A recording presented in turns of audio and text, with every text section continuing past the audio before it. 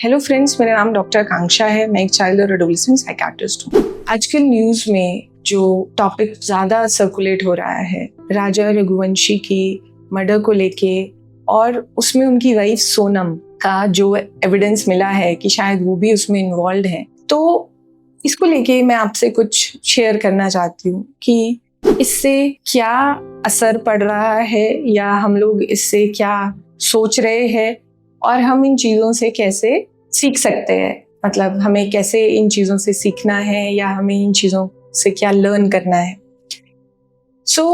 एक चीज़ समझिए, मैं पहले आपको जो मुझे लगा मैं वो बताना चाहती हूँ।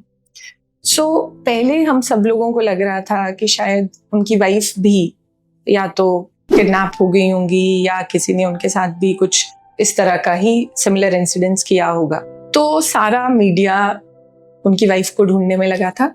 अचानक से वाइफ सरफेस होती है और ये एविडेंस मिलते हैं कि वो भी इन्वॉल्व है। तो पहला जो एक इमोशन आता है वो मिसट्रस्ट का आता है, लैक ऑफ फेथ का आता है कि जो एक फेथ है रिलेशनशिप में वो रखना बड़ा मुश्किल हो गया।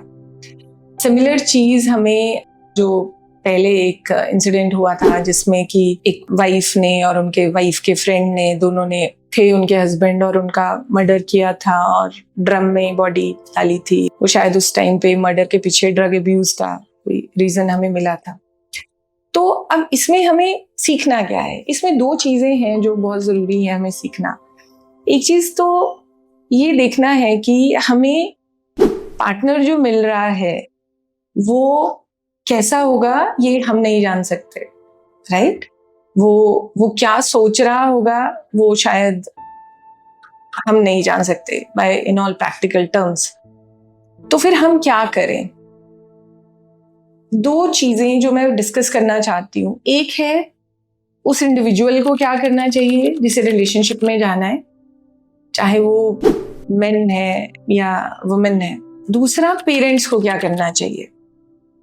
पहले बात करते हैं स्पाउस की। एक चीज समझिए, रिलेशनशिप चाहे हमारा मैरिज वाला हो या हमारा क्लास के फ्रेंड्स हो या हमारा गर्लफ्रेंड्स या बॉयफ्रेंड्स का, आपको ये समझना है कि आपकी बाउंड्री क्या है, जो बहुत इंपॉर्टेंट है।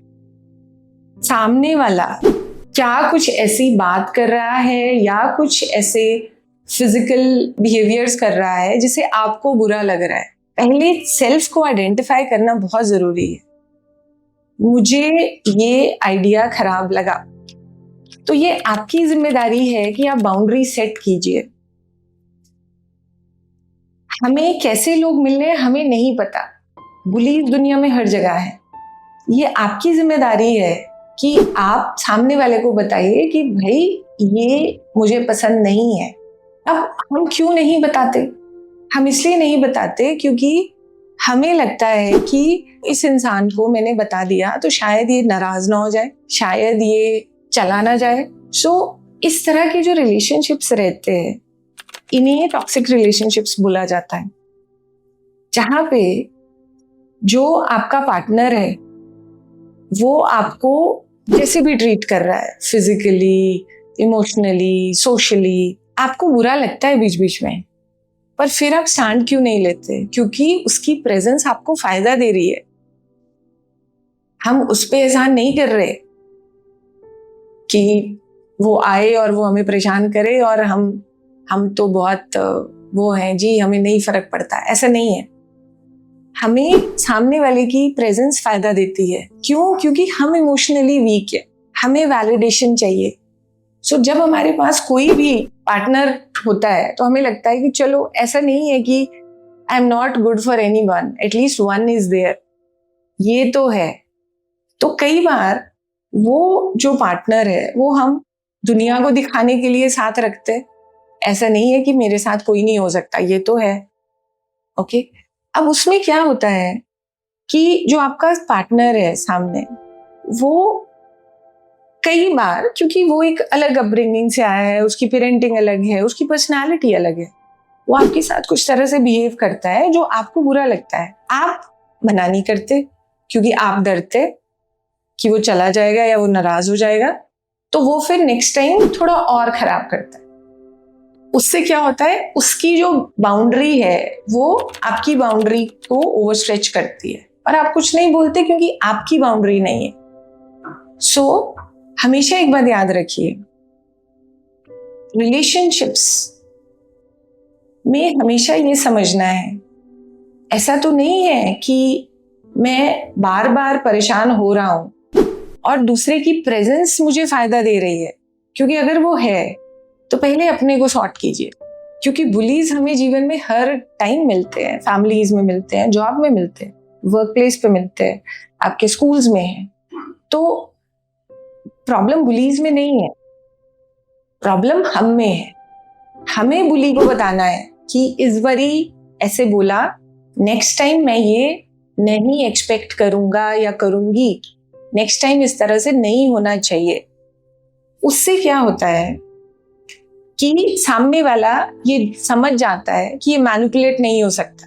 जैसे डिटेल्स तो इस केस की मुझे नहीं पता, पर जैसे अभी टीवी चैनल्स पे आ रहा था कि शायद जो राजा रघुवंशी है वो मेघालय नहीं जाना चाहते थे, उन्होंने बोला कि नहीं, वहां जाके क्या करना है। तो अगर आपको अनसेफ लग रहा है या आपको लग रहा है कि ठीक नहीं है, पुट योर फुट डाउन, बोलो कि कोई बात नहीं, टिकट कराए हैं, कोई बात नहीं, मुझे नहीं जाना। So you have to be assertive about what you want in life. एक तो ये चीज है, set your boundaries. Tell the other person कि मेरी ये बाउंड्री है, मैं नहीं चाहता अगली बार आप इसको क्रॉस करो, and do that respectfully. पर बताना जरूरी है, क्योंकि हम सब लोग सोचते हैं कि सामने वाले को पता चल गया होगा, सामने वाले को लगा होगा कि मैं परेशान हूं, पर नहीं लगता, क्योंकि वो चीजों को अपने दिमाग से इंटरप्रेट कर रहा है। Then the second message that I want to give to the parents को जो मैं समझाना चाहती हूँ वो क्या है। देखिए, अगर हम ये चीज समझें कि एक लड़की जिसके बहुत अच्छी अपब्रिंगिंग हुई है और वो इतना एक्सट्रीम स्टेप अगर लेना का सोच रही है, तो हमें ये समझना है कि ये चीज आइसोलेशन में कभी नहीं होती।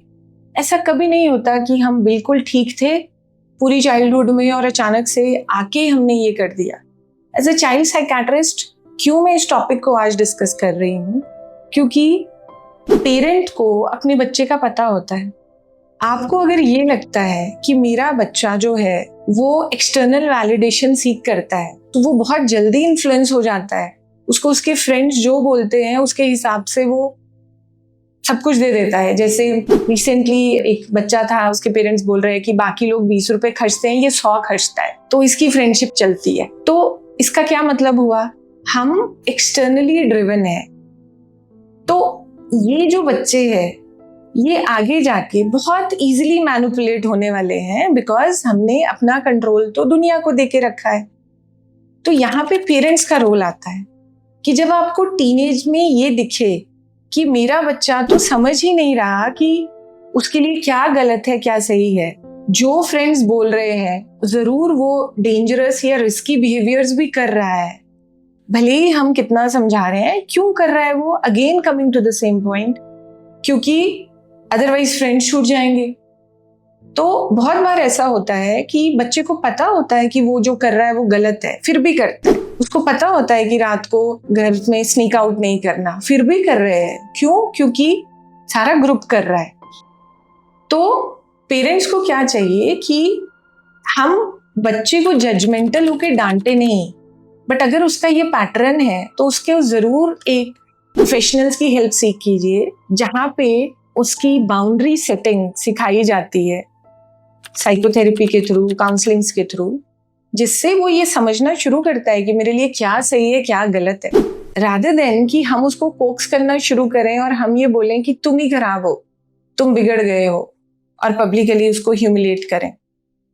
सो ये जो अभी मर्डर केस हुआ है उसमें हमें ये समझना है कि क्यों राजा रघुवंशी स्टैंड नहीं ले पा रहा, वो क्यों अपना बाउंड्री सेटिंग नहीं कर पा रहा जब उनकी वाइफ उनको बोल रही है कि ज्वेलरी लेके चलो, एंड ही सेइंग कि ये रेलेवेंट नहीं है वहां पे ले जाना, but still he is taking. Okay, जो मुझे सही लगता है कि ये नहीं होना चाहिए, मैं नहीं कर रहा, right? And your partner should know that. Second चीज, पेरेंट्स को ये चाहिए कि टीनेज में बच्चों को आइडेंटिफाई कीजिए जो बहुत जल्दी इन्फ्लुएंस हो जाते हैं वर्ल्ड से और घर के अगेंस्ट जाके भी काम कर सकते हैं।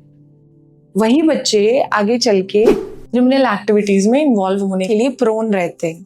तो इन दोनों चीज़ों पे आप ज़रूर सोचिए, ब्रेनस्टॉर्म कीजिए। इसी तरह की इन्फॉर्मेटिव वीडियोस को लेके हम हर हफ्ते आपके पास आते हैं। कोई नए टॉपिक्स पे आपको इन्फॉर्मेशन चाहिए तो हमें ज़रूर बताइएगा। मिलती हूँ मैं आपसे अपने अगले वीडियो में। तब तक अपना और अपनी फैमिली का ख्याल रखिए। Thank you.